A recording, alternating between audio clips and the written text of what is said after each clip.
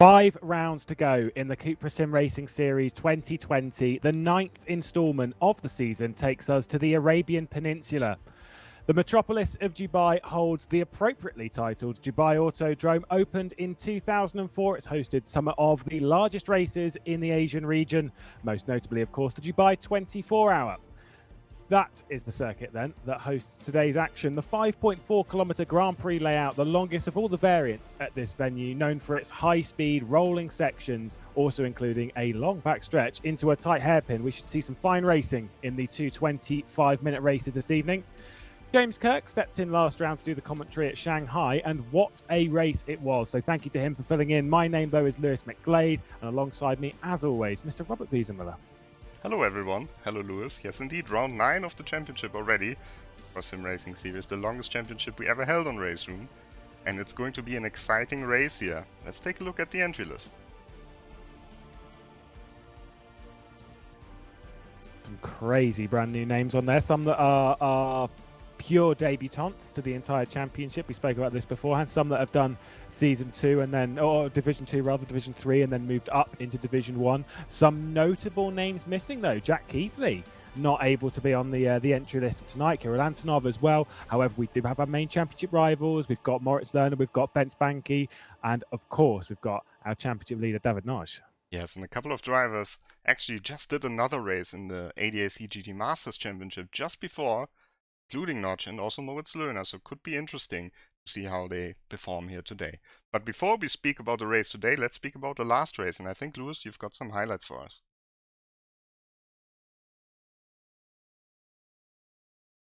Welcome to highlights from the 8th round of the CUPRA SimRacing Series from the Shanghai International Circuit in China.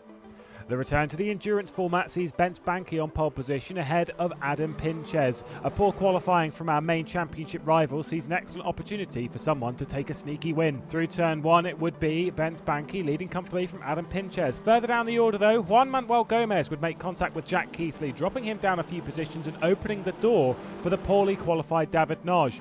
Christian Juhasz will be racing with Moritz Lerner. Jack Keithley ahead made a mistake. It allowed the door for David Noj to pass 2 positions, one of his main championship rival and one of his main championship rival's teammate. A little bit later on in the lap as well, he got by Christian Juhasz, long way around the outside, opened it up for the inside of the final corner, and Noj was making progress quickly towards the front of the field. Jack Keithley was still unable to pass Christian Juhasz, and whilst they were racing hard, Zoltan Suti sneaked down the inside and he got 3 positions in one corner. Moritz Lerner was able to carry the speed around the outside though, and he would leave it down the inside a couple of corners later, retaking that position on Zoltan Suti. Gergo Bowdy as well was able to sneak his way past Jack Keithley, and Christian Juhasz dropped back a few places. Zoltan Suti would eventually find his way by Moritz Lerner, and that would allow Moritz Lerner to put on a fantastic move. Stella around the outside of a very, very fast left-hander, gave him the inside for the right, and up a position to 7th place goes Moritz Lerner. At the front of the field, though, everything was pretty tame in comparison. Ben Spanky leading Adam Pinches, Florian Haase, Gianmarco Fiducci, and Martin Barner, the top 5. No real contact, no real aggression, just a waiting game for the first pit stop, and the first one to come in that pit stop was Gergo Bowdy. Not long after that came in David Noj. That would allow them to jump a few positions through traffic. Adam Pinches would eventually go for the race lead. He'd take it from Ben Spanky. Curiously though, would fire it straight down pit lane, dragging Florian Haase and Gianmarco Fiducci with him. By the time that Ben Spanky had come through the pit lane, he'd dropped the position to those 3 and David Noj as well. Down to 5th place he goes, but David Noj was on the oldest tyres. It would allow Gianmarco Fiducci to muscle his way back onto the podium. Eventually Ben Spanky would go around the outside of the hairpin on David Noj, and that would open the door for Martin Barner as well to sneak his way through back into the top 5. David Noj, the progress early on, drops now outside to 6th place. At the front of the field, it was just a pressure cooker. Adam Pinches was still leading from Florian Haase and Gianmarco Fiducci, but nothing was really happening. Into the final corner of the final lap, David Noj was able to sneak one back on Martin Barner, a fantastically executed move, but at the front of the field, unmatched from the pit stop, Adam Pinches dealt with the pressure well and takes a victory at Shanghai.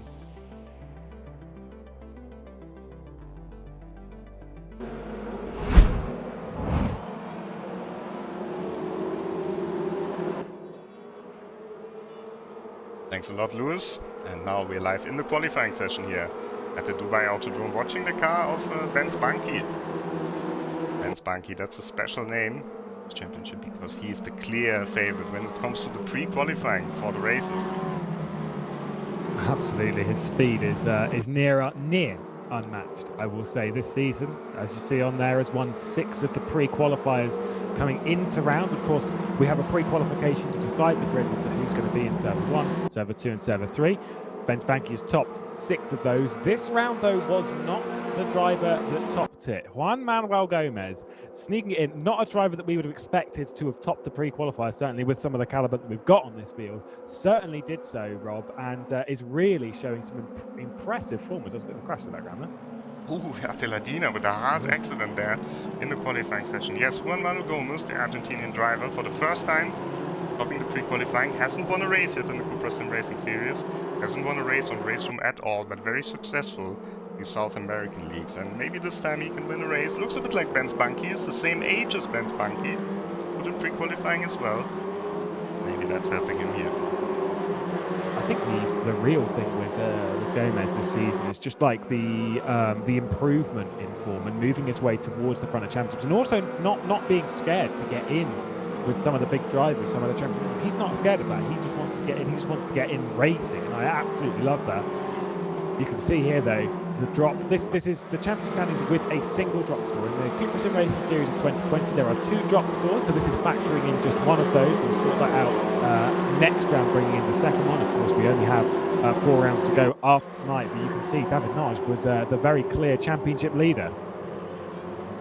Bit of a traffic jam there. Trying to get that draft Superneck going first. Who's he dragging with it? I think it's Leandro Verle. It was definitely one of the Verle twins. Of course, both of them on the grid this time. Certainly is Leandro Verle. Running down the hill. It's a very technical circuit. It's certainly not one for the faint of heart. Turn 1 rolls straight into turn 2, and then you've got this very, very long right hand. It's a bit awkward. Oh, there's you've got the curve on the inside, but it shouldn't really unsettle these cars too much. You see them using it at the end there. Then this tight Mickey Mouse section where you've got a left into a really like a constantly tightening right, and it's tightens to a 90-degree bit right here.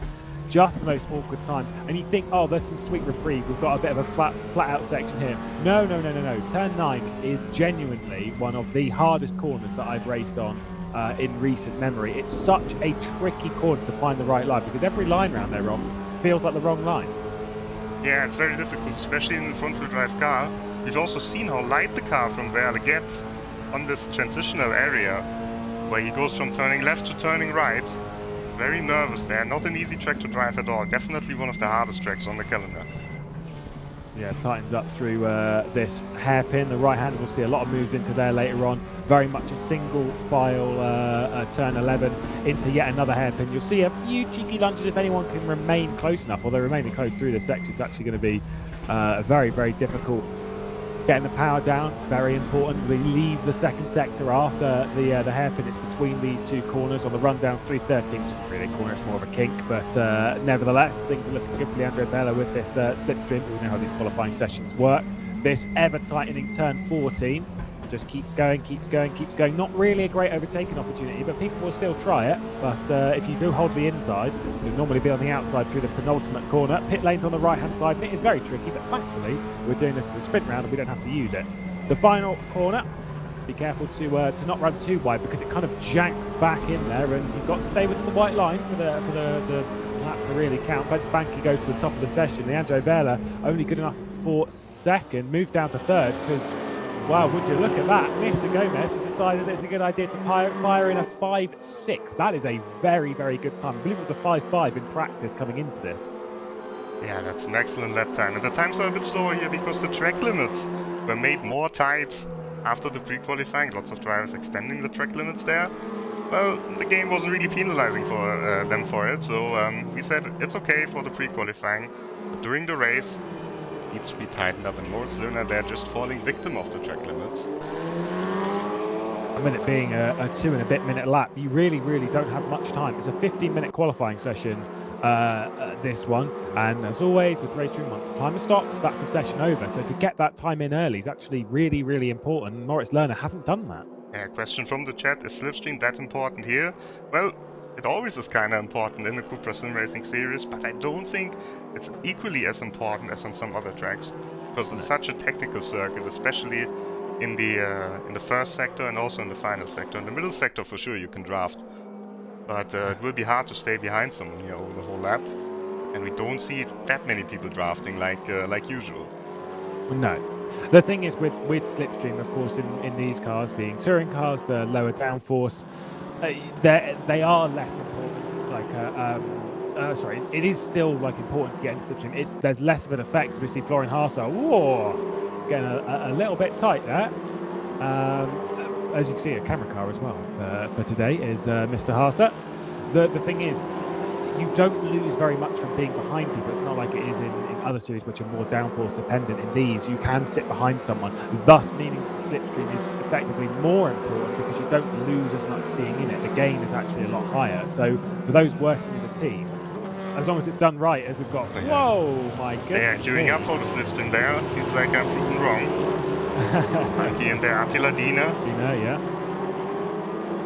Getting a bit choppy, a bit tight. Who is the car that's right on the back? I think it's Lucas Verla, who was the one that got sort of in the way of Florian Haase, but Florian's not on the lap at the moment, so it's okay. And here we go again. The slipstream battle. You see in the foreground coming into T1 without any slipstream at all is Peter Shanto. Decided to do everything himself. Juan Manuel Gomez then is going to be leading the charge around. He's got one of his Snow Shatten teammates, I believe, behind. Yeah, that's Leandro. Certainly is Leandro. Dragging around his teammate, and unfortunately with it, the entire grid as well. And the gap between them actually might be enough for it not to be too big of an effect. Oh, is that someone off in the background? Certainly was. The third car in line. Exactly this place where the car gets so light. And that line there from Verla is already dangerous. It can invalidate your lap time. If you just go a little bit too wide, track limit's really quite strict now. You can see it, only 15 drivers have set a time yet, 24 on the server. Wasn't a particularly good line there from Leandro Verla through the second part of that first sector. That really tightening left-hander. He didn't really get the exit right. He's still improving though. So I'm sure they'll try and see this lap out. Juan Manuel Gomez was a good 10th down on this time that Leandro Verla is doing thus far, but he's not going for a time from himself. He's literally going to just try and slipstream his teammate and try and get a couple of the Snow Shatten Esports drivers up towards the front of the grid. There is 3 of them on the grid at the moment, the 2 Verla twins and Juan Manuel Gomez himself. Fragotto's not here today, was here earlier in the season, but the 4 Snow Shatten drivers not partaking this evening. Leandro Verla continues to improve. Decent time at the moment. If he has a good final sector, this is good enough for second. That shows how impressive Gomez's lap is. Yeah, absolutely. We've not seen them this big in the CUPRA SimRacing Series before, that's for sure. Yeah, lots of debutants this time in the race as well. Nick Basche, with his overall debut in the CUPRA SimRacing Series, immediately went into server 1. He's currently sitting in last place, hasn't set a lap time yet. And also Marconi, for example. Tirelli at the first start. Who's in P9 at the moment, and wow, there we go. Leandro Verla goes to 4th after bench Panic goes to 2nd. Yeah, nice one. Pinches, recent race winner, of course, back in China, did the business there in the endurance format. Now sticks in 2nd place. Which was even faster. And where on this list is this man? Moritz Lerner, 5.5 minutes left of the session. Not on the leaderboard. He's got the slipstream of Tim Yarshall directly ahead. They've not started a lap just yet. I don't think Tim Yarshall has either. Neither of them have actually set a time, the 2 Germans. They're currently leading around Emery Cheehan, who's the red and black car in the background. Things not looking so good for Moritz Lerner. The change of camera angle for the Williams Esports driver, I don't think is doing him much good. Yeah, and he was also part of the GT Masters race just before. And I think the track limits change might have caught him out there because there was not too much time. There was 3 days to practice the tighter track limits, and he also had to practice for another league. Yeah, and I'm sure he's put an awful lot of time into that, as have quite a lot of the grid, because obviously we do have that share between Tim Yarshall wasn't a time and does go to 9th. We'll see if he slipstreams Mr. Lerner around the circuit.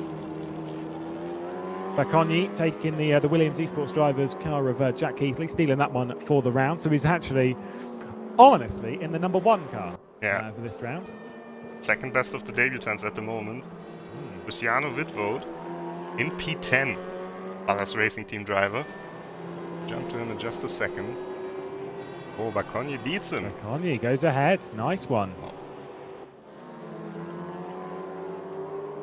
It is a surprise considering the experience of some of these drivers in this car. They've put an awful lot of time into this car and they understand how this car works. So then to have some debutants come in and still mess it with the top lot, that is very, very impressive. Tirelli, another one of the debutants, currently down in 18th position, so things aren't quite going so great for him. The other one is Bescher, who's not set a time yet of the 4 debutants this round in Server 1. But Luciano Wittvold is improving in the first sector, is improving in the second sector as well. He's a good 10th up on himself. We'll see what he can do. We'll see if he can improve that time. He's got to improve by quite a bit. In fact, going faster than Gomez through this third sector if he wants to get himself like in a decently comfortable position inside the top 10, get amongst Florian Haase and Emery Chihan. Haase, I'm surprised, isn't a little bit higher up. I thought 7th. I kind of thought that he might be doing a little bit better than that this round after a turn of form at China.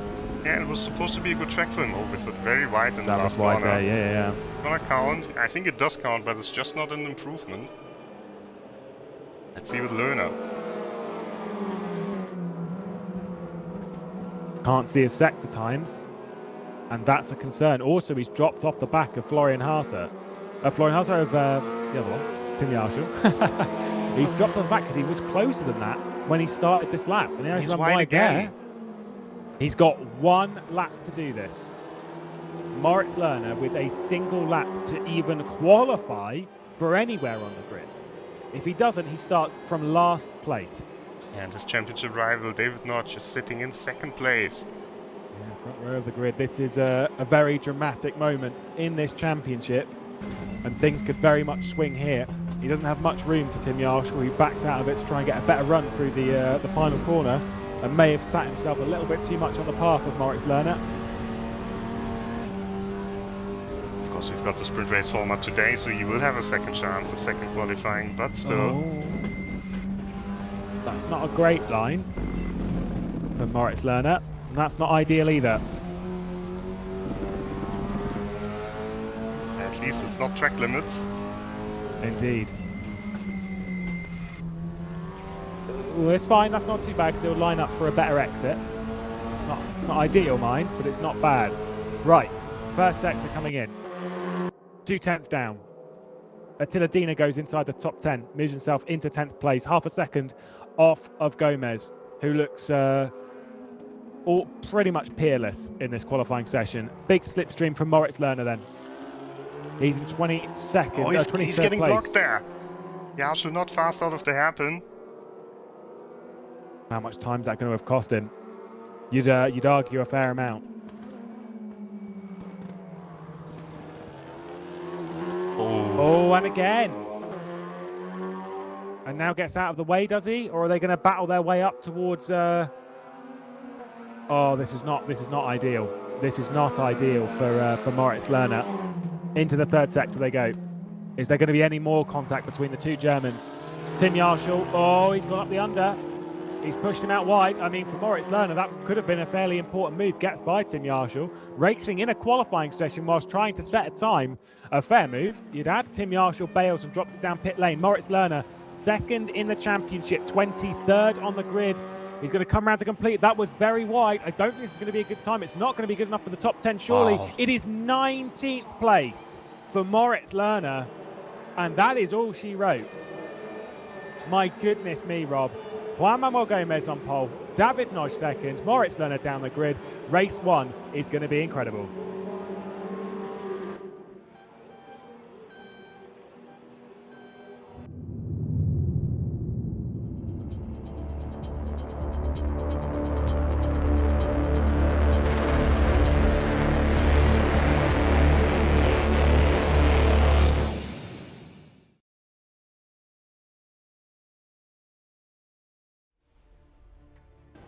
What high drama we have just seen in qualifying. Gomez takes his first pole position here at Dubai Autodrome. David Nosh in second position. His main championship rival, Moritz Lerner, starts only in 19th place. Things not working out for the German. Didn't get a time in the session in the first half of it. It took him until the very final lap, the last lap of his session. He was balked a little bit by Tim Yarshaw, the Euronics Gaming driver, and unfortunately just did not work out for him. We're about ready to go then for the first race of the evening. 25 minutes ahead of us. Gomez on pole, looking for his first win in a RaceRoom competition. We are underway at Dubai. David Nosh with a fair launch is going to drop in directly behind the Argentinian driver, and Adam Pinches, race winner back in China, should be slipstreaming alongside and does get up into second position on the run towards turn one. He's pulling it to the inside of David Nosh, and I don't think Nosh is going to be fighting this one too much. Nosh now looks down the inside of Gomez. There's contact in the background. There's someone off. I think that might have been Ben Spanky who's going to be dropping down the order. Certainly was. Gomez then leads the way. Pinches, Nosh going side by side as we head through this first sector. Pinches realistically is not on the greatest line, but Nosh, there we go, musters his way through into second place and holds on. Zupanek in the background holds on to fourth place, and that is Banky off proper. Big and proper. My goodness, he was off nearly at T1 and off completely and down to the back of the order. That is another championship rival of David Nosh. Realistically, it could have been his second closest, but unfortunately with that, well, you kind of fear to be Banky at the moment. What a drama for Banky there, and what a fight here at the bottom of the top 10. Emre Can right in the middle. Oh, big contact there with Leandro Verle. I thought that was going to be a monster crash as they're all trying to fight over the same space. We've got our eyes focused on Team Vordzillas now. Emre Sheehan, there's a little bit of contact. That's with Pozan, who's now trying to go around the outside of the hairpin all the way around, and certainly does so. Attila Dina are also in there, as well as some of our rookies like Vitford, who's trying to do it. Moritz Lerner's got himself inside the top 10, really just fighting through all of that. Our focus is on Martin Barner, who you can see directly behind Moritz Lerner, who's now really muscling about with Damien Tom Vitford. Where did he come from? What a start from Moritz Lerner. 19th to 9th. Half a lap.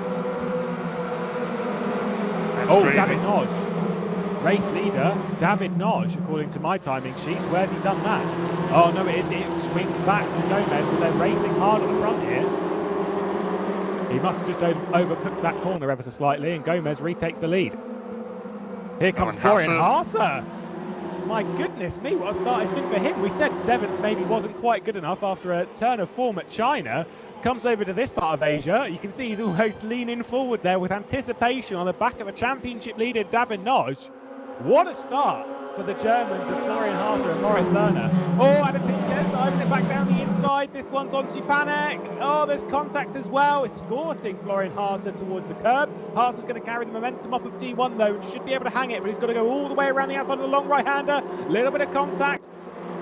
Holds on to it. A little bit there on Adam Pinches. Good job to hold it from Pinches there. But Haase, he's ready to race here.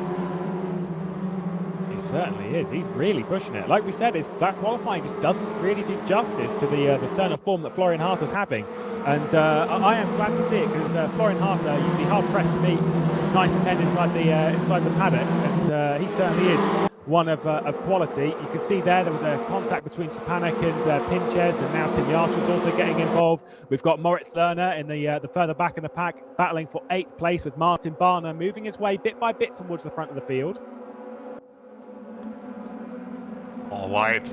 Yep, here we go. Adam Pinches, you've got Tim Yarshaw getting involved there, Zupanek, and we've got Florian Haase. They're still racing their way out of the hairpin. There's further contact. This is going to end in absolute tears. It's allowing the top 2 to clear off into the distance, but maybe giving hope to the likes of Moritz Lerner. There's a potential podium. Oh, there's further contact. Zupanek getting spit squeezed by Florian Haase, who's having to yank on the brakes on the exit of the hairpin not to cause contact. And Tim Yarshaw could be up onto the podium, continuing to trade paint, continuing to trade positions. And Zupanek potentially now for Mirror Esports up to 3rd place, which would be very helpful for his teammate who's currently in 2nd. Further contact opens the door for Pinches, the race winner at China, who might be able to go up to 3rd place. Rob, this is insane. Crazy racing here. Zupanek holds 3rd position. Yarshaw fighting pretty hard here in the beginning, but going up the inside in the first corner. Pinches might get him on the outside. Yarshaw pushing his way through.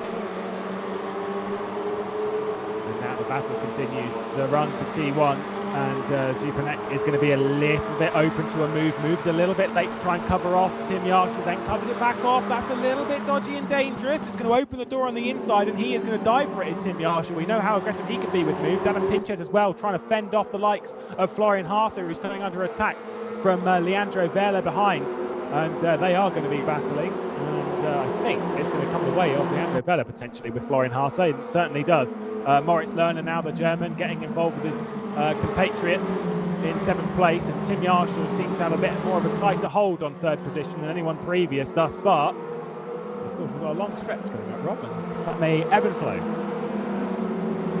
Yes, still plenty of laps to go here, but Yarshall quite impressive in the opening laps. Of course, he's sitting on already on 4 strikes in this championship, so he always needs to watch out a little bit, because with 6 strikes you get a race ban. Yeah, we had spoke about that before with Tim Yarshall previous rounds, that you may need to be a little bit careful. Here goes the move for the race lead. It's David Noj on the inside of Gomez, and it goes the way of David Noj. Can Gomez fight back? They're nearly 2 and a bit seconds clear of the rest of the pack, and considering the speed of Gomez thus far, I wouldn't be too worried. You Gomez fans out there, the Snow Shouting Esports squad, finding a great driver here in the likes of Gomez. There was a little bit of a change of position as Zupanek dived it down the inside of Tim Yarshall. Unfortunately, it's not worked out for him. Yarshall holds on to 3rd. Adam Pinches now going for 4th place, and behind that, Leandro Vela's closing up to this and looking for a potential top 5 position. Zupanek on the inside, be able to hang on. Always going to run his Hungarian out wide. Adam Pinches. Oh goodness. He does hold on, and to be fair in all of that, the Euronics Gaming driver of Tim Yarshall hasn't really pulled ahead. Oh, contact there between Leandro Vela and Florian Haase, getting a little bit pile drived into the final corner, and Moritz Lerner's not able to take any sort of advantage from all of that. But still, Moritz Lerner up to 8th. That is impressive after qualifying 19th. A valiant effort thus far in the race, and with plenty of time ahead, he can move his way up the order and maybe just keep that whiff of a championship hope alive, especially after such a poor qualifying. And if anything happens between Gomez and Noj, it's just the pieces that he can pick up. Bence Banky, after the couple of incidents on the opening lap, at least from what we saw, from the angles that we saw, of course we don't have a replay of any of that, it seemed like he was just in a bad place, wrong time. Maybe his focus is on the earlier evening, the action there at Hockenheim. Oh, and Lerner has gone off. Oh, big style as well. What's happened to him? No, there's an issue on that car, surely. Or is it just his rejoin being very, very slow? So from 19th to 8th to 19th. We couldn't see that. Maybe it's suspension damage. Because his car looked like it was going very strange. Maybe suspension damage or a slowdown penalty, and he is angry there. You don't normally see emotion like that coming from this man. I don't know quite what happened there. Oh, he hits Bakonji as well. We saw a very, very similar thing back at Austria when there was an incident. He made a mistake straight after an incident, and it really dropped him way down the order. And maybe that was where his potential hopes for a championship kind of started to fade. His consistency through the season has been very, very impressive, apart from a couple of encounters. It's not often you see him showing emotion, though, visually, and unfortunately that was one of them. What was it they say in football? It's a bit of a collector's item. I think that might well be one. The thing is, it's still not that bad for him in this race, because he's ahead of Bunky, who's 3rd in the championship. Keithley, who's 4th, isn't even in the race. Yeah. So, of course, against David Notch, who's leading the race, it's not looking so good now anymore in the title fight. But in terms of securing P2, might still be possible. Respectfully, the race to Nodge, and it's still possible. I'm not denying the fact that is absolutely still possible, because it most certainly is. The thing is, though, is that it was always going to be a bit of an uphill struggle for Moritz Lerner to try and close on that gap. We see Attila Dina, one of our camera cars, who's now inside the top 10 with Gianmarco Fiducci, one who was less than pleased with the change of track limits prior to the round. well, he seems to be doing all right with it at the moment, though. And the reaction in general was very mixed. There were a few drivers who said, well, it's a lot better now because the track limits there are more predictable. They are, you know, just like in real racing, it's more fair. And there were other drivers who said, well, we don't have the time to prepare for it. So definitely a mixed reaction, and Fiducci doing reasonably well. But we were kind of expecting that this might be a track where he could win because a lot of his drivers, they have double duty today. They also had the GT Masters race. Yeah, it has been a busy day. And the thing is, when we say double duty and you kind of think, oh, well, he had the GT Masters race a bit earlier as Gomez now tries to fight David Nosh. He was also in that race, but bailed from it a little bit earlier after only, I think it was 15 laps down by the end of the race. So obviously bailed from it fairly early. You might think, oh, well, he did the race early, like in the afternoon, you know, it was fine. No, it was literally like 15 minutes before we started this broadcast. It was very, very close. They have not had time to breathe. And you think of it, a GT car into a CUPRA, a front-wheel drive touring car to a GT, that's a massive shift. And so to say that David Nosh has got into this and got straight up to speed is very, very impressive. But it does make sense as to why some of them maybe haven't done so, and why you say the likes of Gianmarco Fiducci, this is a perfect time for them to get on top of it. Yeah, also for Gomez. Absolutely. Same for him. And I think he's using it here. I'm not sure if he can get back past David Nosh. He's certainly still with him, and they've gapped Tim Yarshall. Yeah, they continue to gap because it was around 2 seconds when Nosh made the move, and now it's out to the better part of 3 seconds. So they are continuing to pull away. And with that, you kind of wonder if Gomez is thinking, well, I'm going to play a little bit of a longer game here. It's what I kind of expected Nosh to do, actually, was play a bit of the longer game, was just sit there, build the gap, and then fire it down a little bit later in the race when they can't come back. Whereas Nosh now, he's almost like a sitting target to the man that was top qualifier coming into this, was top of free practice coming into this, and of course had pole position coming into this race. So, you know, I mean, far be it from me to judge the talents of a better driver, but I would not have made that move so early. Yes, but of course Nosh has always been strong in the race. We've seen it last time at Shanghai, we've seen it basically throughout the whole season. And he's good in the race, he's struggling maybe a bit on the leaderboards pre-qualifying, but otherwise, whenever the race is on, he's performing. Then it's the same story. Absolutely. Well, what was the stat that we had before was obviously it was 6 to Banky, there was 1 to, of course, Gomez, there was 1 to Jack Keighley. Who was the other one? I can't remember who else was top to pre-qualify coming into this. I think Chihan. Yeah, it was Chihan. Actually, let's check on the Chihan battle because it's very tight. Absolutely.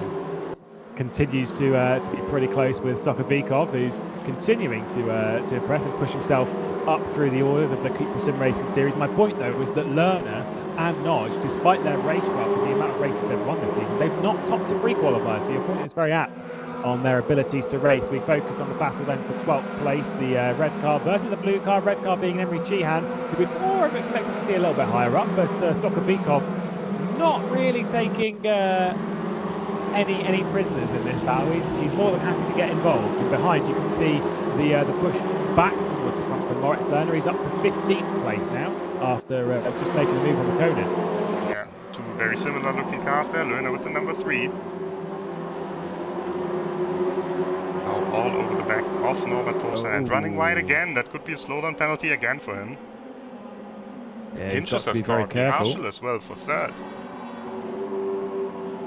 The more that battle rages on, the better it is for the likes of for Nosh and Gomez, because they'll just continue to pull away if this lot battle. That's what allowed them to create that gap, because the early stages of the race there was just such mad racing, and it just allowed them to build a gap early on.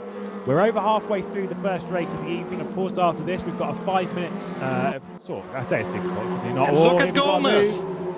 There we go. Juan Manuel Gomez. Then Reed takes the lead in a very unorthodox pass there through the end of the first sector. Now as we head back onto the main straight, Nosh with the door left open, maybe felt a bit comfortable. Oh, this race could get a bit more spicy towards the front. What does Gomez do? Does he hold the inside? Does he leave it open? He is indeed going to defend, and to be fair, so he should. That's what I would have expected him to do. But what does Nosh do? Does he try and fire it around the outside, or does he just accept his position in second? He's going to try and go all the way around. Is he there? No, he's not. Dives it back in behind the Argentine. And Gomez is driving from Argentina. He's got a ping of around 230. So that means that's the reason why the timing is sometimes switching the leader, and it also makes it quite hard for these two to race with each other.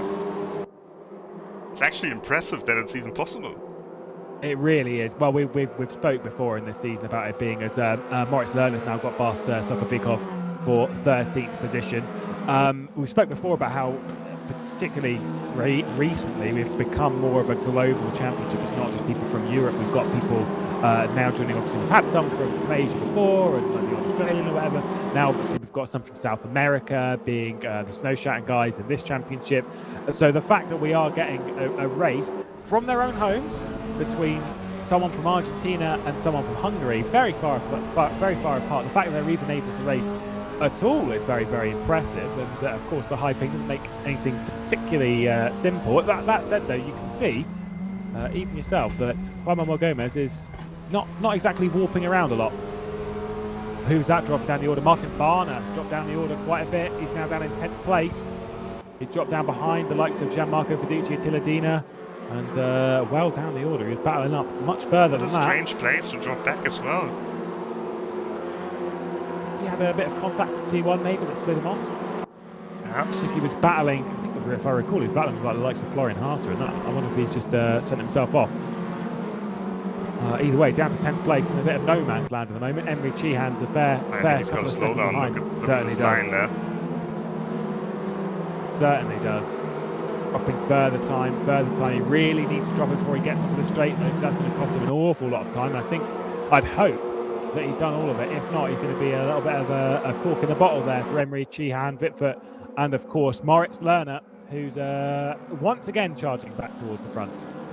And look at Fiducci. He was complaining about the track limits, but seems like he's learned it. Up to P8, could be P7 now. Attacking Supernek, who's also dropped back a bit. Oh, but he might be going around the outside to Dina now. He widened up a little bit. I mean, to be fair, he looked like he was more like a, yeah, fair play. I'll just dive it down the inside of the next corner as Attila Dina makes the contact on the back of Supernek. My goodness me. That was bold sheep. He wasn't particularly like the thing is, I don't think he was particularly happy. He's taking the hands off the wheel now. This is typical Italian style with the very, very big on hand gestures. I absolutely love it. The emotion that you can see. He's a very, very good driver, Gianmarco Fiducci. And to be fair, like you say, he's complained about the track limits and all of that. Coming back into it though, he's not showing that necessarily that level of complaint in the race though. He's just dusting it off and being like, okay, fine, it is what it is, let's just get on with this then. As Attila Dina, we can see him now, one of the youngest drivers on the grid. Young talent, now driving for the ERC team. He was part of the T3 Motorsport lineup before. Monkey up to P16 meanwhile. Yeah, there's chops and changes a little bit further down the order. Bikonin has dropped down. He was battling around 15th place, now drops down to Stone Dead last, unfortunately. And the battle for the race lead. This was where Gomez got by a few laps ago. Nodge wasn't quite fancying it. It's such a weird place to do a move. I would assume that Nodge just made a mistake going into it, or Gomez has just been very, very confident in his left foot. Either way, the Argentine driver has the lead now. See if Notch will counter it.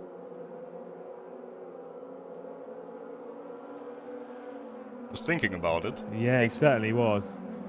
Now, I have had the pleasure of defending around this circuit. A slightly different layout on this circuit, mind, as Gianmarco Fiducci has now got by Supernek, but then leaving it down the inside. The Hungarian does get a move, and Attila Dina is trying to get through again, but on the outside of this corner, which is where he made that move on Gianmarco Fiducci. He did the inside last time, outside this time.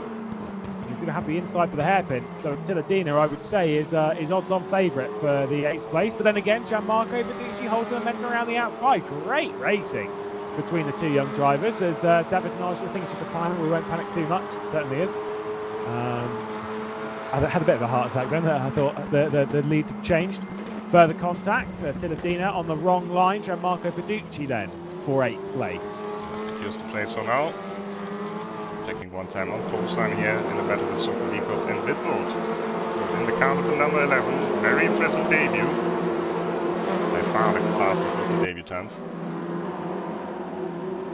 Yeah, because as much as like being quick over one lap's all very well and good, but actually to maintain that consistency across the race and play with the aggression of some of the top drivers, we're doing very well. Whilst these two have been battling, by the way, and since Juan Manuel Gomez has got ahead, the gap has come down around about a second to Tim Yarshall and Adam Pinches behind, maybe sensing a potential victory as Lerner's now got buying up into 12th place. Vitfurt and Sokovikov switching and changing. I think it was someone who'd moved down the order and then back up again. I think it's Pozan who's moving down the order. Certainly is. Down to 21st now. Issues in the first sector of the race. Drops him to 21st behind Torelli. One of the debutantes, of course, taken over Gogo Bowdy's car, who is currently sat there watching, supporting obviously David Noj, one of his teammates. I wonder if Pinches is going for a move now. He's at the fastest lap of the race. Oh, he's not going for it. He's happy to hold on at the moment. I think he's sensing the pace that's currently in Tim Yarshall and thinking, I won't fight you just yet. We'll see if we can catch up. Is that worth the gamble though, Rob? On his left, and of course another race afterwards. But he's in a good position here.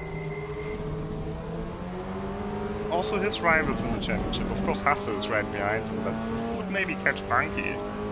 Who's way down the order. Definitely, he's already ahead of Jihan again. Let's check with Notch though. So there might be an attempt. Booms actually has to cover a bit.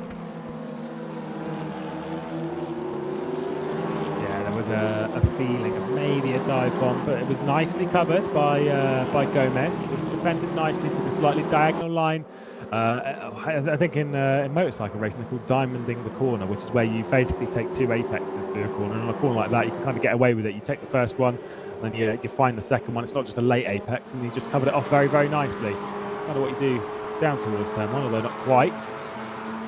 Where's he going to go? Sort of holding it in the middle, and basically keeping his options open and saying to Naj, you know, I'm going to move wherever you're going, pal. As Yarshall in the background of that was still battling quite close with Adam Pinches. Gomez hangs on. 2 laps to go here at the first race of Dubai. After this, we've got a 5-minute qualifying session. They'll get 2 laps in that session because you'll start basically in the final sector, like quite late in the lap. So you'll start from there. It's a completely private session, so no slipstream, no queries of traffic. So hopefully for Moritz Lerner, he won't get a certain Tim Yarshall in the way. I think Tim Yarshall was just trying to help, but unfortunately just got in the way. I'm not sure about well, that. You never know. Not exactly title. Tim Yarshall's not had the greatest season. He's not been here for all of the rounds. Gomez then. Penultimate time into the hairpin for him to defend. Moves diagonally back across in front of Noj. That's a little bit sketchy. But does hold on to the lead at the moment. I think he just about left him enough room, but it's showing Notch, you know, if you want to pass, you need to come up with something else. Yeah, it needs to be a fairly inspired and potentially quite aggressive move, as Lerner's now got himself inside the top 10. How important could that be? He's got past Barner, now behind Attila Dina, but that's 2 seconds down the road. Fiducci and Zupanek switching positions once again. You just saw that coming over the crest. Now focus, though, remains on the race lead, as things are super tight up here. Gomez going for his first ever victory in RaceRoom competition and, of course, in the CUPRA SimRacing Series. David Naj having taken 5 victories this season alone in the CUPRA SimRacing Series. The all-time race winner in the CUPRA SimRacing Series at 6. 1 last season, 5 this season in a championship challenge, as Adam Pinches has got by and up onto the podium, runs very wide in the final corner. Final lap of the race then, Rob. Who's your money on? Can I say after this corner? Oh no, just going for it! The dive. You were wise to leave it, as David Noj now goes down the inside. The cutback from Juan Manuel Gomez isn't quite enough, and David Noj then takes the lead. Final lap, first corner, does it in aggressive fashion, and the Hungarian, the championship leader, taking all the risks and moving it back out front. Over the curbs they go. Gomez dealing a move. This is where he did it before. He's not quite close enough to fire it down, and I feel that Noj would be wise to it anyway. The slipstream onto the backstretch will be the only favour of Gomez, and see if he can make a move inside outside. It's going to be a hard one for him though, Rob. And you saw how hard he made it for Notch to even go alongside. Turned in a little bit on him there on the corner, but Notch just forced his way through, took the lead, and now you can see it. He's trying not to give him a slipstream.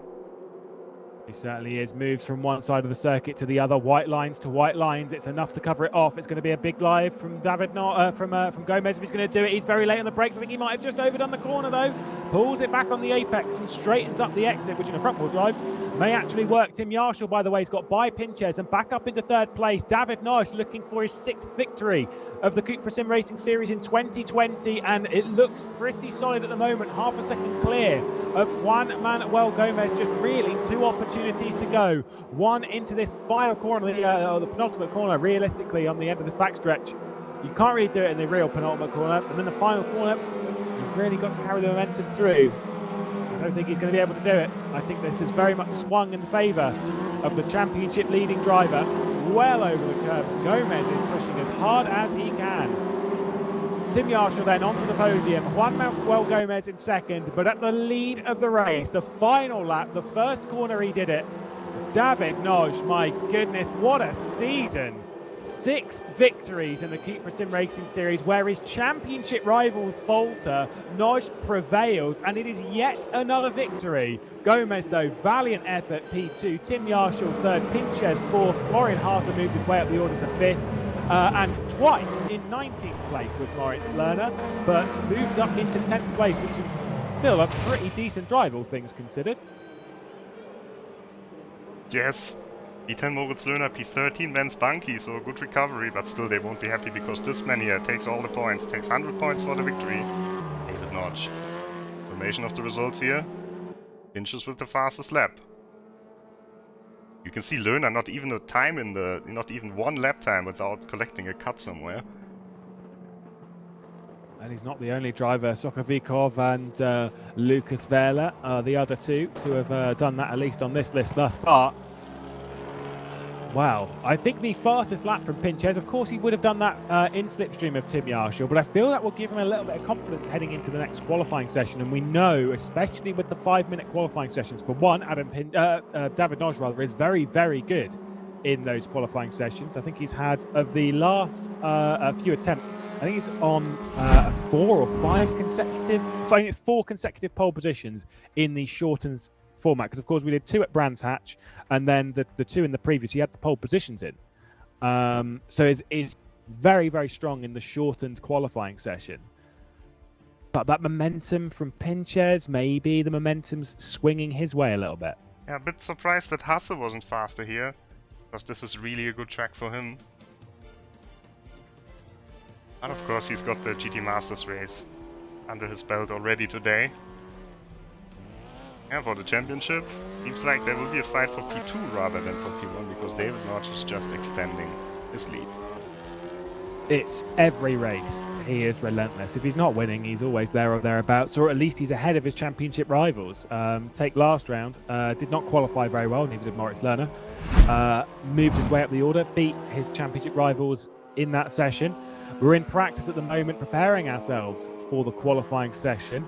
Like we've said, it's 5 minutes, and in that time you basically you start in the final sector. Somewhere in the final sector you run through the final corner and you start your lap, so you don't have to do a full out lap. It's absolutely fine, but with still being a 2-minute lap, you're only going to get a couple of efforts realistically, so you need to make sure you get everything right. That especially means with those track limits here. Yeah, exactly, the track limits is going to be a big question. If Moritz Lerner's just done an entire race without really doing a clean lap, I mean... And you saw it in the first quali as well. Just got 1 time in. Over 15 minutes. That's a long time to just do the 1 time. And yeah, I feel bad for Lerner, especially considering how he moved his way up the order very, very quickly. All things considered, then got sent back down the order. We didn't see how that happened, so like there's no judgment on that side. And then what? It's really fallen apart a little bit, unfortunately. It really is, but this is a long season. There will be other tracks that suit him more. Hockenheim, of course. Spa, he knows it very well. So maybe it's not over yet, but this form from David Notch is just impressive. Yeah, so kind of what I mean, this is what I'm saying this with like a pinch of salt. When do you change your focus on being a battle for P1 or a battle for second in the championship? Realistically, I mean, you've got to bring your A game in both, so it actually doesn't really matter because you've just got to bring your A game regardless. It's just when do your sights focus on, oh, am I ahead of Bence Banky and Jack Keithley rather than how can I beat David Noj? The qualifying session has begun, and there you can see where they're starting the lap from. It's roughly a 2-minute 6-second lap. So with them starting there, they'll definitely get 2 on the board. Once the session hits 0, the session is over. We've got our eye then on Moritz Lerner. We'll see if he can actually complete this lap. And see where he'll be. Qualified in 19th place in the previous race, and you'd hope that he'd be doing better than that this time. Yeah, taking a lot of risk there already with the first curve.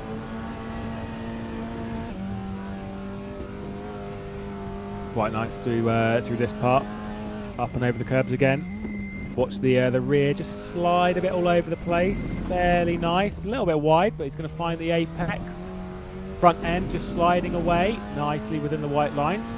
Maybe pushed it a little bit close there. Like you say, he's taking a lot of risks here. This is not the driver of someone in a Super Pole style session where they're trying to basically just make sure they get a lap on the board early. He's taking a lot of risks that first sector. Seems to be paying off though. He's not lost the time. Does a 53.737 in that first sector. Run down towards the hairpin. An important braking zone, heavy on the brakes. Of course, the largest braking zone on the circuit. You can hear the brakes working always in this corner. Clean lap so far. Yeah, we start heading back uphill. Lifted a bit much here, maybe. It's a very easy corner to run wide at. I did some GT3 racing around here and I've run wide there a few times. We'll go with that. Out of the hairpin nicely on the power. Back down the hill slightly, and then we go through T13 and then back up the hill. No cuts thus far. All sectors will be purple, so unfortunately I wouldn't say look at this being the fastest time in the session thus far, because everyone's doing times at the same time, thus all sectors are effectively purple, because no time has been set. Penultimate corner.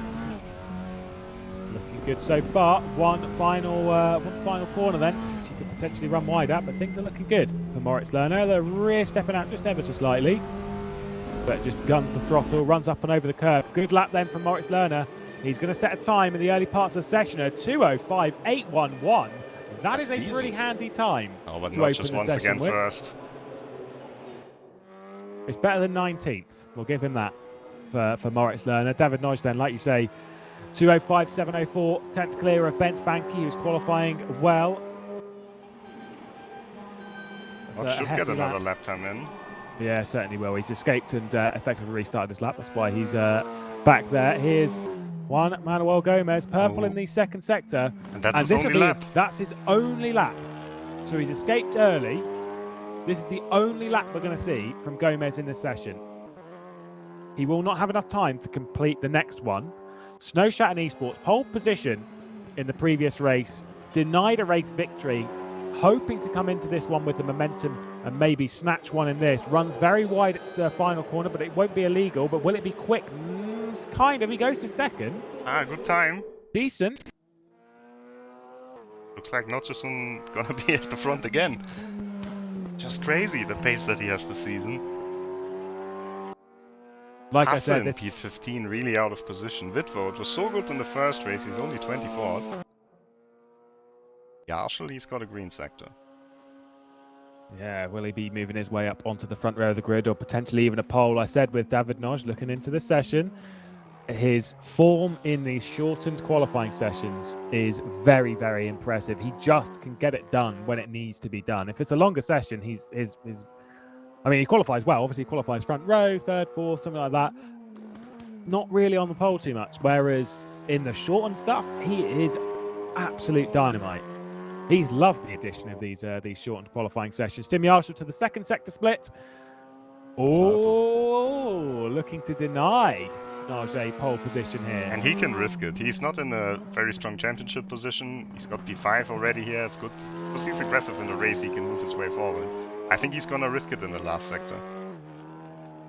Absolutely. 5th place is still a decent qualifying effort regardless. And like you say, he's one of the aggressive drivers. He can move his way forward. We saw in the battle with Adam Pinches. So yeah, he'll be throwing everything through it. Has looked decent thus far. Oh, right on the line. What's it going to be? Is it going to be the improvement to pole? Goes over the line. Oh, I don't think it counted, but Fiduci got up to second. Wow, that lap didn't count. So David Nagy on pole position, Fiduci in second, and Gomez third. Oh, we'll see what happens in race 2.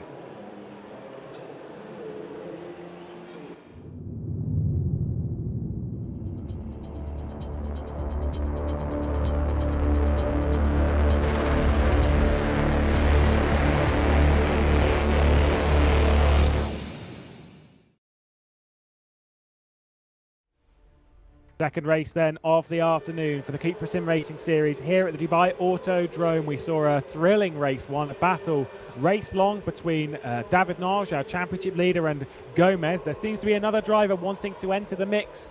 Gianmarco Fiduci, a little bit frustrated in the previous race with his battle with Attila Dina. Now looks on the front row of the grid, looking for a victory in the CUPRA SimRacing Series. We count down to the lights and then we'll be underway again here at Dubai. The breaths will be taken. The decent start came in the previous race from 3rd place, so keep your eye on Gomez. The race is indeed underway here at the Dubai Autodrome. Of course, it's a perfect launch from Nagy. We've got some chops and changes in the further background as everyone's fanning out and trying to find their position as we run downhill towards this long right-hander of turn 1. Gianmarco Fiduci hangs on, but Bent Banki is trying to go the long way around the outside of Adam Pinches, and Juan Manuel Gomez is going to get muscled out over the curb, and hopefully lap 1 for Bent Banki goes a little bit better than it did in the previous race. So far, so good, as we've got Tim Yarsh as well, wrestling it over the curbs behind Adam Pinches. Juan Manuel Gomez does hang on to 3rd place. The leader, though, is still David Nagy, so no one was quite able to fight him. Oh. Seems like it's clear. Whoa, there's a bit of contact there as everyone just concertinas up. Tim Yarsh aggressive, as we know him. It's a push back from Pinches, but it actually helped him a bit. I was going to say, he's nearly having this move pushed through. The Euronics driver with a bit of assistance there from AAA, who's slipping and sliding, breaking the slipstream. Moritz Lerner in 7th place, Bent Banki in 4th, the one we're riding on board with at the moment, being dived here by Tim Yarsh. There's contact as Banki covers that one off, maybe opens the door for Pinches. No, it certainly doesn't. Lerner's sniffing his opportunity. He's going to back out of it and maybe go for the undercut, but no, certainly doesn't. Superneck also not quite close enough to take advantage of that opportunity. Whoa, he's going to go for this one though. There's contact. It's the second time we've seen contact in 2 races between those 2 drivers. Nagy running away clear at the front. Better start this time for Lerner and for Banki as well. Actually, Lerner had a pretty awesome start last time. Lerner start. You'd be hard pressed to beat that one. 19th to 9th in 1 lap. He's still doing very well, 7th place and well in the mix of let's say a potential podium or something a little bit later on in this race. Gianmarco Fiduci leading the real pace sitter coming into I'd say even into this race. That's, you know, even last race he was still there battling all race long with our championship leader, even until the final lap of the race. So first one complete, Nagy leads the way. We've got Fiduci, Gomez, Banki, Yarshall, your top 5 here. Looking back down the order with Martin Barner on the back of fellow Hungarian, but not teammate, Bent Zupanak, who drives for Mira Esports. Martin Barner, of course, as you can see, drives some virtual drivers by TX3, and he's got Florian Haase, Euronics Gaming, directly behind. The 2 L Vehlers on there is not a glitch, don't worry, that's Leandro Vehler leading Lucas Vehler. It'd be really handy to see a different first name, unfortunately, but why not? Leandro a bit out of position after a strong first race. Same for Attila Dina. It's only 19th. I think Gomez might be going for a move on Fiduci pretty soon. Yeah, Sokovikov as well, down in 22nd place. We saw him battling towards the bottom end of the top 10. Gomez not quite close enough to go for a move on Fiduci. But Fiduci also not quite close enough to go for a move on our race-leading driver of David Nagy. Maybe I mean, Fiducci can be a little bit aggressive. Maybe he'll try something on Noj if he can remain close enough. But at the same time, if you're Gomez, you don't want like any gap to be there. So if you do end up going for a move on Fiducci, you don't want there to be any gap, because if there is, Noj will run away. Yeah, he has to make it stick immediately, and it seems like Noj is a bit faster than Fiducci at the moment. Gomez can definitely keep up the pace from Noj, so I think it means Gomez has to pass Fiducci as soon as possible if he wants to win this race. Yeah, if he has those aspirations, which all drivers do, the sense they're willing, they're dealing with the pressure, he'll be a little bit disappointed with how the previous race was taken from him.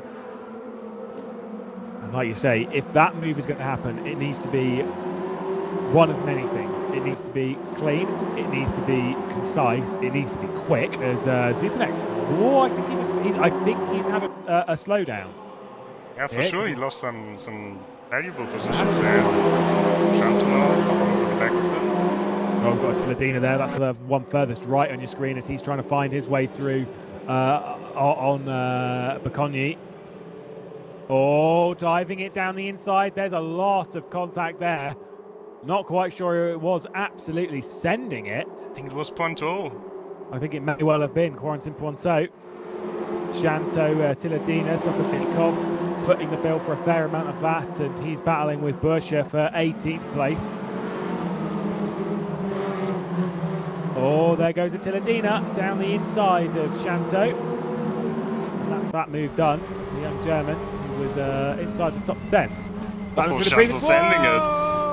That's not a good move. It was bold effort though, I'll give you credit for that. Rubbing there being exchanged. We'll swap the cars next race, because the amount of paint that might be swapped between the two of them. You never know. Emre Chian, by the way, has got by it. Moritz Lerner is dropping down the order. Moritz Lerner is dropping down the order. There's further contact. Oh no, that's Quentin Pointeau paying that one, and he's dropped well down. What's happened to Moritz Lerner? Because he's down to 9th place, and Florian Haas is down to 11th as well. I think you can see it by the lines they're taking. There might be some slowdown penalties being given out here. Oh, and it's getting contact. feisty. Chihan in red. And Barna, yeah. I might get a position back immediately. Hasse super late on the brakes there. And Conan in the top 10. Right. This is feisty action in the lower parts of the top 10. Like I say, Emre Chihan leading Martin Barna, Lerner, Mukonin and Haase, and then we've got the two Leandro and Lucas Vela. It's currently Leandro leading Lucas. It's so feisty. You see sweeping across the circuit, Fiducci seems to have found some pace in his Cupra as he's closed up to the back of David Noj. The snake continuing further down. Barna maybe eyeing up a potential move on Emre Chihan, but drops it back in line. Moritz Lerner wasn't able to do anything either. We know Lerner can be a bit patient. Orban, drive-through penalty, ignoring slowdown warnings. That'll be to do, obviously, with a slowdown penalty that he's got from track excursions. Hasn't followed through with any of that, and unfortunately has been given a drive-through penalty. Which good luck to you if you can find the pit lane entry, because it is quite hard work here. And there goes Barna down the inside of Emre Chihan. This could open the door. Ooh, a little bit of contact there as Chihan was trying to drop straight back in line. And they open the door for Moritz Lerner. Late apex coming from Emre Chihan, and it just blocks the way for the German of Moritz Lerner, who then picks up the slipstream. You kind of wish in that scenario that Barna would have come further across, but I think Barna senses there's a potential move from Lerner more so than Chihan, as everyone's ducking and diving. McConan, the one in almost exactly the same livery as Moritz Lerner. Contact there between Lerner and Chihan. Chihan with the inside line for the next corner, which the outside doesn't really work. We saw it from Fiducci and Tiladina in the previous race, but not so much in this one. Not making the progress that he was hoping for. This could be really a decider in the championship this round.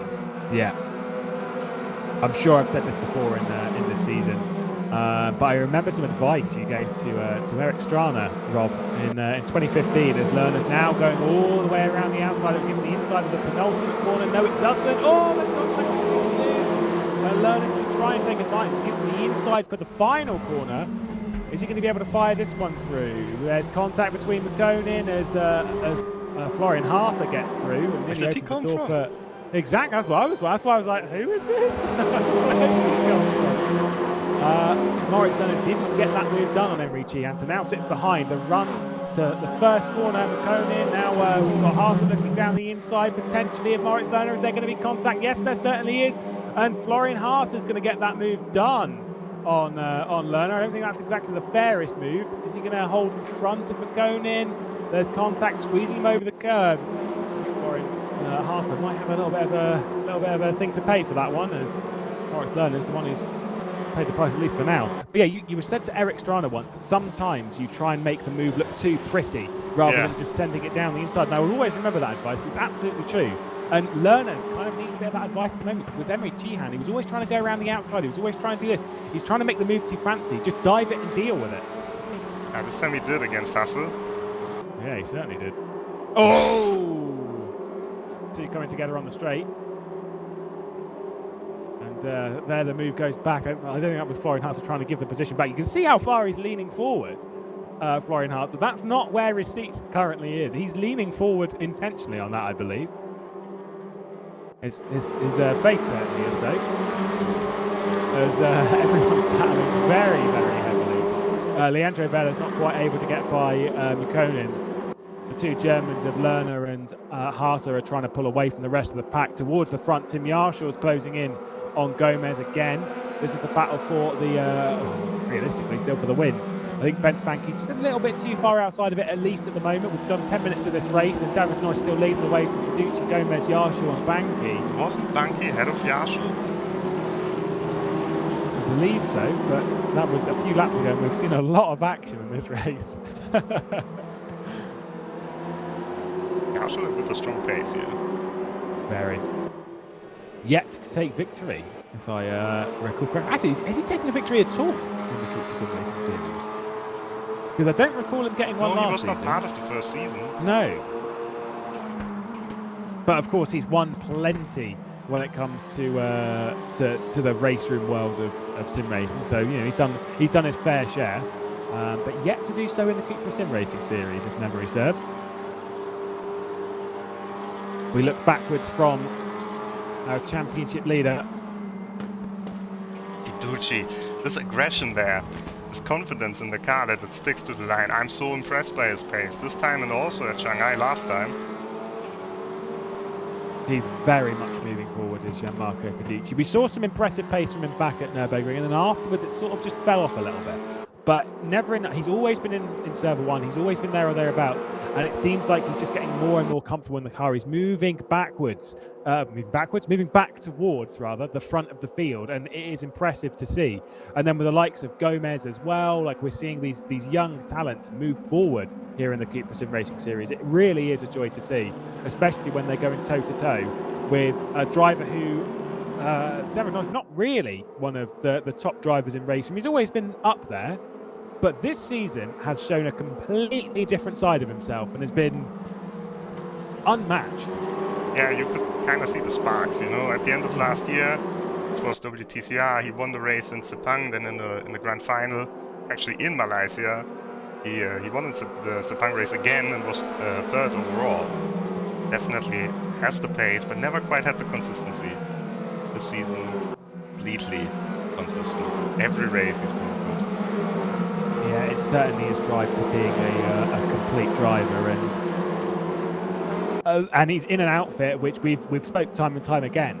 Mirror Esports are an incredible team to be a part of. We've seen some fairly selfless acts from some of his teammates, the likes of Zoltan Schuti, Benson Panek, and of course Gergo Baudi.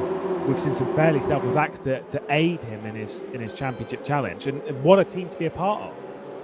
Here's his main championship rival, Moritz Lerner, only in 10th place, dropped back behind McGlade again. They're going side by side up towards the first corner, and Florian Haase is also behind McGlade. One of those two have come to blows again. McGlade's going to hang on. I don't like these two battling because it's... Sorry, I've just seen the team name. That's very good. Advertising yourself. That's a nice way of doing it. I don't like these two battling legs. It's the same livery, just inverted. Oh, Hasse with the mistake Hasse, here. yeah. Open the door for Leandro Vela. Not fully so, because Haas is still there. He's going to leave it down the inside, but realistically, from Vela's position, you could... Oh, he didn't really judge that one too well. You could have gone for a cutback and straight back down the inside, because Haas was always going to overcook it from that angle, but nevertheless, the slipstream back into full effect. And McConan may be looking for a pro team, but with the display that he's having thus far, battling with Moritz Lerner, it's certainly some good advertisement for him. Moritz Lerner down the inside through. So he's got to go around the outside of this corner, and it's not really worked out too many times. It did for Attila Dina in the previous one, and it is going to do so for Moritz Lerner in this one. He's now got the inside for the next corner, the hairpin. There's some contacts as McConan's trying to turn his way in, trying to get to the apex of the corner, but unfortunately there is a Lerner-shaped car there, and there we go. The number 3 goes back to 9th place. Yeah, good clean racing there between McConan and Lerner. I think Lerner calmed down a little bit. He was very angry earlier on. Yeah, like we said, how uncharacteristic is that to see that level of emotion out of Moritz Lerner. But even the best of us have our moments.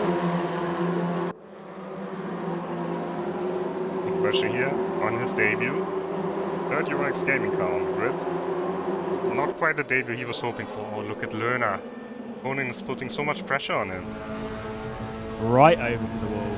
And then right back over to the other white line. Opens the door for McConan down the inside of the first corner. It's quite a dive. And it's certainly going to work.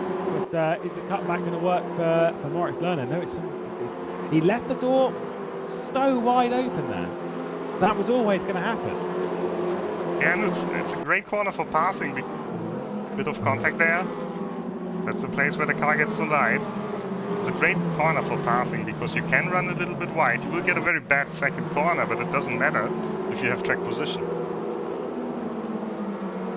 Yeah, I don't quite understand why I didn't at least half cover it off rather than just reopen the door entirely. We've got some contacts behind this with Leandro Vela and Florian Haase. Just 9 minutes to go. It'll be 5 laps, including this one. We've got Gianmarco Verducci going for the race lead, running wide at the hairpin. Is there contact that's escorted him out there? I don't think so. I think he just overdid it. Oh, and sneaking through. Where has he come from? Where has Tim Yarshall come from in this race? He's got by Gomez, got by Verducci, and now he's about to get by David Noj. Where has Tim Yarshall come from? We spoke about with Yarshall that with him coming into Shanghai, that Shanghai was the race that we were expecting him to fight for. Wasn't the case. And now comes here. Oh, he is aggressive. We said about this. His aggression forces the door open. He's leading. He certainly is. Noj, though, leaving it down the inside of the penultimate corner. Does Noj need to take this risk? I don't think he does. If I was Noj, I'd be like, okay, buddy, if you want to do that, you do that.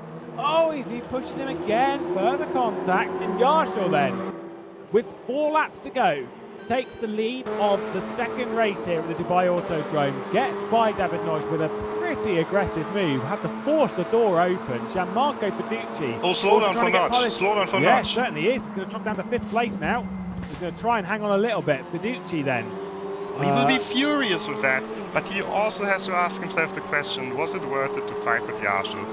Who's sitting on 4 strikes, who had a race ban, a quali ban before, and look how far David Noj is dropping back. As well. Yeah, it's because that was where he was forced over the inside of the penultimate corner. You could argue if that is fair or not, but again, was it worth the risk? I really don't think it was. Yeah, because in the end, you know, he might send a report, Yarshall might get a race ban. It's all possible, but it doesn't help Noj. It doesn't help him. He had an opportunity here to pretty much seal the championship. Because Lerner is just 10th. He's 11th now. He got passed by Hasse. Yeah. All the Stuart Racing. Haasses are all the way around the outside there. That's you have to go back to nice the lead, stuff. though. I'm sorry, but Yarshall. Yeah, no, absolutely. Not done yet. Banki might have a chance to win. Fiduci around the outside. There's some more contacts. Is he going to open the door for Banki to maybe get a move? Yarshall's going to hang on. Banki's not able to get involved with Gianmarco Verducci, and Gomez is still very much a part of this. Oh, ducking and weaving, everyone trying to pick a line that someone else directly in front of him isn't on. Banky, like you say, he's down the inside of Fiducci, and he's going to gain that place up to second for Bence Banky. Did well a little earlier this afternoon, and Tim Yarshall, who's currently leading the way, will feel a little bit more pressure from Bence Banky.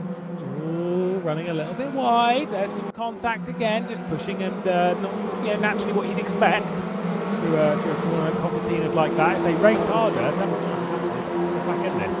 He's being dragged up by Adam Pinches, and we could have a 6-car fight for the race lead. Yarshall, Banky, Fiducci, Gomez, the top 4 battle, and Pinches and Noj just a couple of seconds behind from it. You can see there on your screen, everyone nice and close, Rob. I wonder if Banky's going to take a risk today. He said maybe he's going to risk something, because he thinks he can get Lerner. This would be a prime opportunity to get 100 points on the board after a bad first race. It wasn't just bad, it was awful. It really didn't work out for him. The first lap, everything fell apart, and what would have happened if that wasn't the case? Yarshall 2:05 in the race. Fastest lap time we've seen in the race. Where did Yarshall come from? When Fiducci ran wide, I was expecting Gomez to just sneak on through, but nope, it was Tim Yarshall out of absolutely nowhere up into the race lead. Now with a slipstream, you just saw in the background, I think that was Noj and Pinches. Noj taking a slightly lower line through that corner, but it didn't really work out for him. He's still in 6th place. Is there going to be the risk here? Yarshall moves late, just to cover off Banky. There wasn't really close enough anyway, but just covering it off regardless. Fiducci behind. Yeah, just about the race they did before. Spoiler alert, don't listen to me now if you want to watch this race afterwards. But it was not like they were driving around the back, you know, focusing all the way on the CUPRA Series afterwards. They were both on the podium. So really impressive from both Yarshall and Banky to be so prepared for 2 races on the same day. It is very, very impressive, especially like I said earlier, between 2 very, very different cars, a front-wheel drive touring car and then a rear-wheel drive GT, around 2 completely different circuits. Hockenheim's a flat circuit with quite a lot of slow-speed corners. This one's a very undulating circuit with quite a lot of medium-speed corners in front of them. They're 2 of the most different things, and yet here they are competing towards the front of both of them. It's massively impressive and shows to their talent. But who's going to come out to this race? A couple of laps to go then. Tim Yarshall for Euronics Gaming. Defends down the inside, comes back across. That's a late commitment. I don't think he's going to be able to hang on there. He was just a touch too late, but we said he was going to risk something, because you see in the background Emery Cheehan and Mukonin, or Emery Cheehan and Barner rather, switching positions, and Cheehan comes out ahead in 7th place. It was 2 seconds, it's now 1.8. Pinches is dragging Noj back into this. With only a couple of laps to go, it's going to take a couple of incidents, I think, for Noj to take another victory. The door's wide open. Oh, I think it's a slowdown for Fiducci. You could see his reaction there. Absolutely. When's he going to take it? Just sure he's going to take it on the straight. Yeah, you see him pulling off and then lifting. Oh, that's... And you saw there, Gomez dropped in behind Fiducci to try and pick up the slipstream, and Fiducci was like, no. Obviously, Gomez can't see it. Oh, the emotion there from Fiducci. That is absolutely heartbreaking from Gianmarco Fiducci. He knew he had it today. He knew he had it. Yeah. It's on course for a podium and now down to P6. But it's not over yet, but I think next lap will be the last lap of the race. Certainly will be. And so now was really a 4-horse race, maybe a 6 realistically. It kind of looks a bit more of a 2-horse race. We'll see if Gomez can get back involved. We know his pace around the circuit, and like we said, if Banky and Yarshall, there we go. Yarshall runs a little bit wide. Banky forces the door open. Now he's got to go the long way around the penultimate corner, and that will leave him on the outside for the final. Not quite going to work there at the penultimate. Is he going to go for the cutback? Maybe try and cut back under? No, he's going to try and go all the way around the outside. There's the muscling off. Got to be careful of a slowdown there, Banky. That's a little bit tight. Oh, the first signs of pressure then for Tim Yarshall. Final lap of the race, final lap here at the Dubai Autodrome. After this, we have 4 rounds to go in the CUPRA SimRacing Series of 2020. Doesn't overcook the first corner, does Banky. Pulls it back to the apex, fires it down there, launches the car off the corner into the slipstream of Tim Yarshall. This is tense stuff. Dick's cars all separated by just over 2.5 seconds. The orders changed quite a lot over the 25-lap race. Tim Yarshall leading Banky, Gomez, who's back on the podium, Pinches, Noj, and Fiducci, the top 6, and the 6 that we're really focusing on here that remain the battle for the race lead onto the back straight. Yarshall is very good on the exit of this corner here. Banky will catch up, but he's probably not close enough to really attempt to move. This is his best opportunity, and he's been slipstreaming. He's done that better than he has on most of the previous laps. Look at how committed he's in the brakes. Oh, here comes Gomez! Oh my goodness me! That was so close, and he loses the place to Pinches. All of a sudden, Pinches is on the podium. I think Banky saw that, and then it went even wider. I think even Tim Yarshall saw that one coming. Gomez, though, down to 4th place. The top 4 within a second now. Only a couple more opportunities, but this was where Ben Banky had his best opportunity. I just think he's a little bit too far back, and he's got to focus on Pinches directly behind Tim Yarshall for Euronics Gaming, looking for his first victory in the CUPRA SimRacing Series. Is he going to run wide here and open the door for Banky a little bit, but Banky's not quite close enough. Only a couple more opportunities. The penultimate corner ticked off. Tim Yarshall still holding ahead. You have to say that he's going to cover it off into the final if he needs to. He doesn't need to. And Tim Yarshall is going to come out of the final corner, coming from absolutely nowhere into the race lead, and takes his first victory in the CUPRA SimRacing Series. Banky behind, Pinches in 3rd. Gomez recovers a 4th place. Noj in... Oh, that's heartbreaking. Noj 5th, Gianmarco Fiducci. Oh, that's hard to watch. That is hard to watch. We've all been there, I think, where we've been in a race that we knew that we could have won. I'm certainly. I think he could have gotten 3rd here, because in the end, Yarshall and Banky both played it pretty cool. But that's a disappointment, and also what a disappointment for Moritz Löhner. P12 only. Massive crash down the start-finish straight. Yeah, it certainly is. Always is. Yeah, it is a disappointment for Lerner, especially with Banky in 2nd.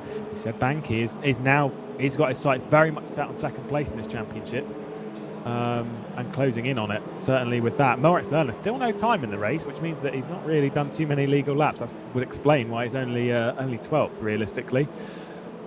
But Yarshall, Rob, what a victory.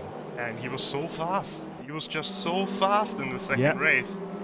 He set a 5.9 in that race, which that is mighty impressive. To get into the 5s on race pace, that is mighty.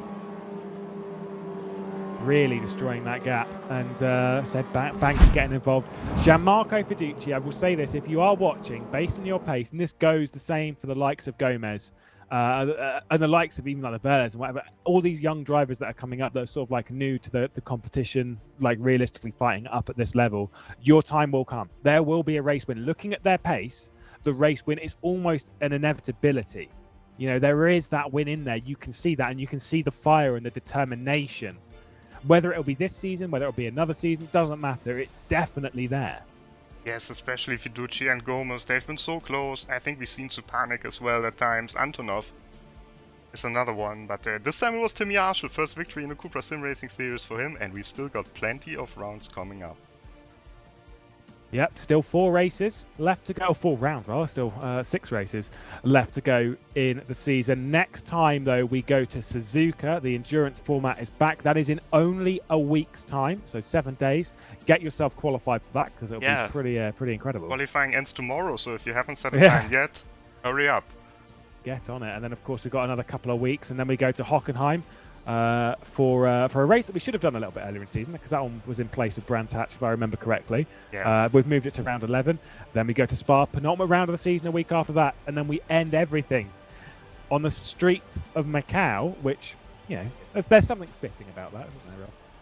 Yeah, Touring Car Classic, of course, in Macau. Suiting final for this championship, and David Notch, despite a little setback this time, still in a strong position in this championship. But we will talk again in exactly 1 week. Yeah, thank you all for watching, and we will see you at Suzuka in a week's time. Until then, thank you very much for watching, and we'll see you next time.